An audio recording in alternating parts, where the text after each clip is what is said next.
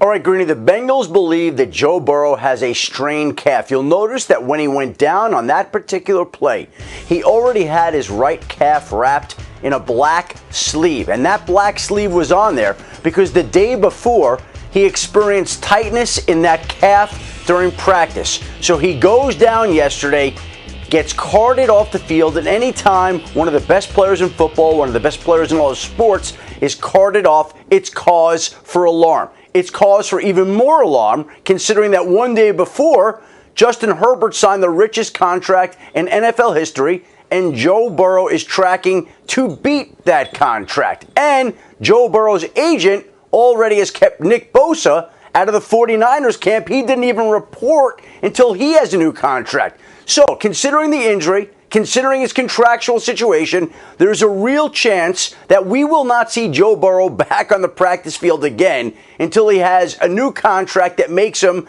the highest paid player in NFL history. And we should also point out that on July 26, 2022, Joe Burrow suffered an appendectomy and missed the preseason. July 27, 2023, 1 year and 1 day later, he goes down with the strained calf. Might be a good idea for Joe Burrow next summer not to report to training camp until August 2024. Right, and look, I mean, it's ironic in a way because he was just talking the day before about how much he was looking forward to having a healthy camp because he had never really had it, to the point that you were making. And now this happens. I never want to ask you to speculate on anything, Shefty, but you talk to people. Do you get any sense from there just how serious, like they seem to be, Jamar Chase's quote seemed to be sort of playing this down, like a strained calf, it isn't that big a deal. Do you get a sense that is the right way to look at this? Yes, right now that is correct. That is the way to look at it. It looks like a strained calf. Strained calves usually sideline players, I would say multiple weeks. But again, I think you have to consider the injury and consider his contractual situation.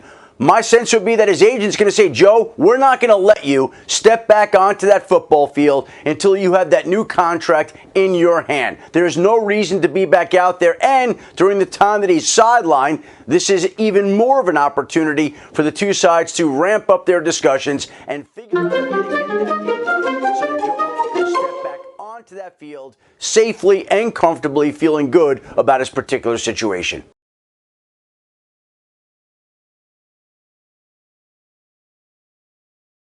As promised.